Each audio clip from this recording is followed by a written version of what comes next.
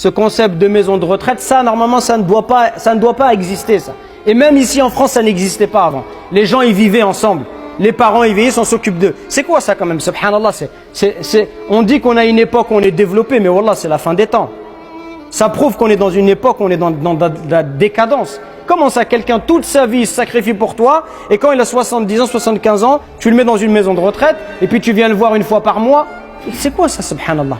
Alors parfois, pour des raisons médicales ou autres, peut-être que c'est nécessaire, peut-être, mais je parle de manière générale.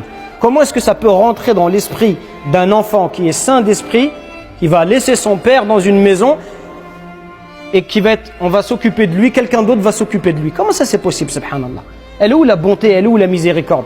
Lui, quand tu étais petit, il t'a déposé dans une maison d'adolescence ou là une maison de croissance.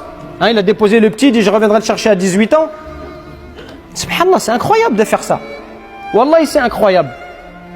Au point où vous savez, alors vous êtes peut-être beaucoup pour la plupart d'entre vous très jeunes, mais vous savez qu'il y a 18 ans, c'est en 2003, je crois qu'il y avait une canicule l'été en France incroyable, il faisait 40, 45 degrés, il faisait très très chaud, et il y a beaucoup de gens qui sont morts dans les maisons de retraite.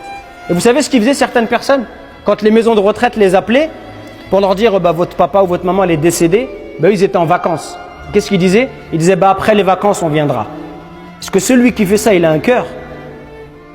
C'est-à-dire que même pour son père et sa mère, il ne peut pas interrompre ses vacances. Allah Azza wa Jalla dit ce qui signifie: et si l'un d'eux ou tous deux doivent atteindre la vieillesse auprès de toi, alors ne leur dis pas, ne leur fais pas fi, et ne les brusque pas, mais adresse-leur des paroles respectueuses. Et par miséricorde, abaisse pour eux l'aile de l'humilité et dis: ô mon Seigneur, fais-leur à tous deux miséricorde, comme ils m'ont élevé tout petit.